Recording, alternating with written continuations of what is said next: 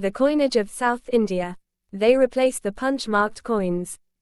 By Padma Tankis. Padma Tanka has on the obverse a Padma in the center with 4 punch-struck retrospectant lions round it, and on the reverse a scroll ornament within a circle of dots. The coin attained its final shape under the Kadambas of Goa and became the pattern of South Indian Varaha, which became so common under Vijayanagar and even adopted in part by East India Company of Madras. 20. Religious conditions. In their patronage to religion, the Kadambas did not make any distinction between the orthodox and heterodox religions. As has been mentioned earlier, the founder of the dynasty was a Brahmana and he and his successors followed Brahmanical religion. An inscription from Kadur Taluk describes Vishnuvama, son of Krishnavama I, as protector of Brahmana faith. They also performed the Asvamedha sacrifices. Yet they extended patronage to all the religious faiths. Jainism was the first to enter Karnataka. It was patronized by the Satavahanas, Kadambas and later rulers. Kadamba king Ravivarma took the advice of the Jaina scholar Kumaradatta in matters concerning religion and administration. He also issued an ordinance requiring people to stock things sufficiently for the celebration of Janendra festival during the month of Kartika. This led scholars like J. F. Fleet and K. B. Patik to think that the Kadamba rulers must have followed Jainism. But it was not so. It only proves that they were broad-minded, only liberal in religious matters.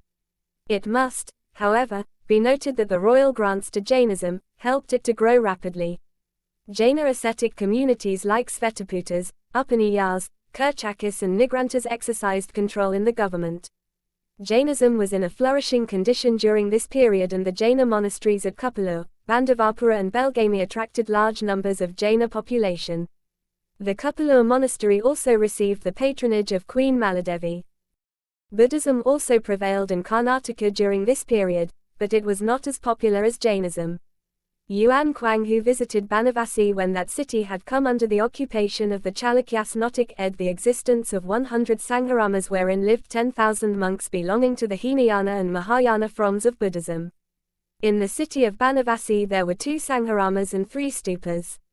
One of the Sangharamas contained the miraculous sandal image of Maitreya. Recent excavations at Banavasi attest to the existence of Buddhism in the region. Saivism, the prominent religion of the people, withstood the competition of the heterodox religion and reasserted itself in the Qur'an of time. The Kadamba rulers, by and large, followed Saivism. Inscriptions inform us that Kakisthavama and others offered worship in the Saiva temple at Stanakundur, Talagunda. There were also Saiva temples and Saiva mathas. Talagunda inscription gives details of the daily performance of Brahmanical rites. We have reference to the existence of such Saiva sects as Pasupatas, Kalamukas, Gauravas and Kapalikas. If proper names of the rulers are any indication to the religion they followed, then the names of Kadamba rulers like Ravivarma, Harivarma, Krishnavarma, Vishnuvarma, etc., show that they followed Vaishnavism. It is possible that after the Kadambas concluded matrimonial alliance with the Guptas, who were Parama Bhagavatas, Vaishnavism must have become popular. It may be remembered here that the Kadambas of the Hangal were Vaishnavas. Education. The period of Kadambas witnessed progress both in primary and higher education.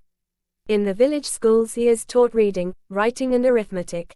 These schools were in every important village. The Jaina and Buddhist monasteries were also centers of elementary education. The Agraharas, Brahmapuras and Ghartikas were centers for advanced studies where education was imparted to all irrespective of caste. Both religious and secular subjects were taught in the Ghartikas. The Ghartikas also provided platforms for religious disputations. Scholars and propounders of new theories flocked to these institutions for the propagation of the truths of doctrines they professed. The member who distinguished himself in the discussion was known as Ghartika Sahasa. The Agraharas were residential universities where free boarding and lodging facilities were provided for the students. The most famous Agrahara of Kadamba period was Belagaumi. It attracted students and scholars from different parts of the country. As a Kultu Ral center, this Agrahara spread its glory over all parts of the country. The Talagunda Agrahara was equally important. Here the curriculum to study included the Vedas, Vedangas, Mimamsa, 6 kinds.